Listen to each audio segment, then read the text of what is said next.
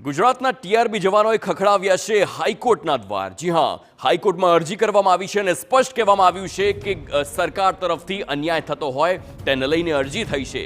કામના કલાકો, પડતર માંગણી સહિતના પ્રશ્નો અંગે હાઈકોર્ટ પાસે મદદ માંગી છે।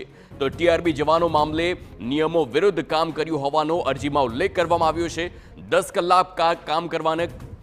કલાક કામ કરાવી 6 કલાકનું વેતન અપાતું હોવાનો દાવો છે। મૂળ પગાર સિવાય ઈએસઆઈસી અને અલાઉન્સ અને ઇન્સ્યોરન્સ અંગે પણ રજૂઆત કરવામાં આવી છે। સતત વધતી ટ્રાફિક સમસ્યા સામે ટીઆરબી જવાન ખડેપગે કામગીરી કરે છે, પરંતુ વેતનની બાબતમાં ભેદભાવ થતો હોવાની પણ અરજીમાં ફરિયાદ કરાઈ છે। આ મામલે આગામી દિવસોમાં વધુ સુનાવણી હાથ ધરાશે।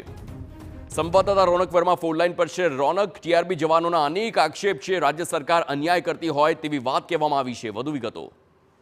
બિલકુલ, તે રાજ્યમાં ટ્રાફિક સમસ્યાના નિવારણ માટે ટ્રાફિક પોલીસ, હોમગાર્ડની સાથે સાથે જે ટ્રાફિક બોર્ડ છે તેની નિમણૂક કરવામાં આવી છે, જેમાં ટીઆરબી જવાનો છે તેમને ટ્રાફિકની સમસ્યા માટેની જે જવાબદારીઓ છે તે આપવામાં આવે છે। ખાસ કરીને જે રસ્તાઓ છે રાજ્યના તેના પર આ જે જવાનો છે તે કામગીરી કરે છે, પરંતુ તેમની સાથે રાજ્ય સરકાર દ્વારા અન્યાય થતો હોવાની જે એક ફરિયાદ છે તે હવે ગુજરાત હાઈકોર્ટમાં કરવામાં આવી છે અરજી સ્વરૂપે। આ અરજીમાં આક્ષેપ લગાવવામાં આવ્યો છે કે તેમને 6 કલાક માટે કહેવામાં આવ્યું છે, પરંતુ 6 ની જગ્યાએ 8 અને 8 બાદ 10 કલાક સુધી કામગીરી કરાવવામાં આવે છે, પરંતુ તેની સામે વેતન માત્ર 8 કલાકનું જ ચૂકવવામાં આવે છે। ન માત્ર એટલું, પરંતુ વેતન સિવાય જે અન્ય કામગીરી હોવી જોઈએ તે પણ રાજ્ય સરકાર દ્વારા કરવામાં નથી આવતી।